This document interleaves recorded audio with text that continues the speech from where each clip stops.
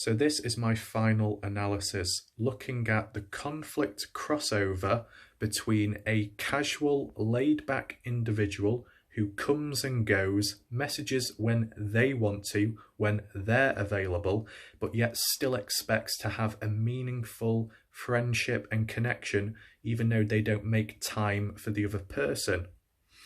But they expect the other person to, be around and be active. But they can go off, do whatever they want, have fun, and then they'll send a message when they want. So yeah, it can be kind of confusing and more conflict when, let's say at the beginning you've come across them and maybe they're a shy person, maybe they're a quiet person, or maybe they're just very casual. But when you see them, you see maybe a different side. They seem quite positive all of a sudden. They might be quite interactive. They want to do things, either hang out, or if it's online, play a game or something, or voice call or whatever. But yet you notice that the level of interaction, communication, despite what they said, despite that they like the interaction and they like the discussions, it never really takes off from there. As you notice, the level of interaction and activity doesn't really change.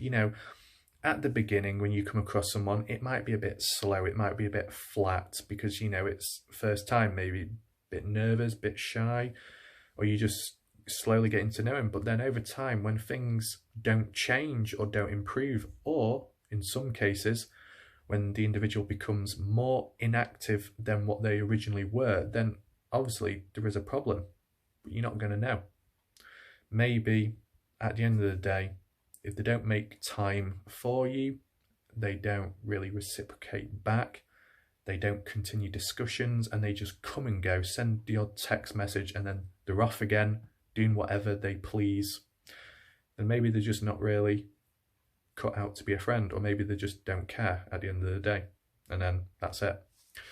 But it is a great shame when you come across someone who has such good traits or certain personality traits, but because of their mindset, because of their attitude, whether it's because something negative is preventing them from wanting something or preventing them from thinking straight, or maybe there's some kind of blockage within, or maybe they've just got a completely different set of priorities, which perfectly makes sense and is understandable.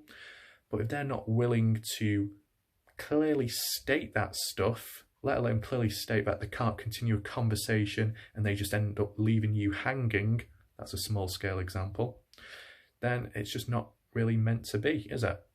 It is a shame, but I guess that's just reality. It's just a shame people like that weren't honest from the beginning. It'd be a lot easier and more understandable.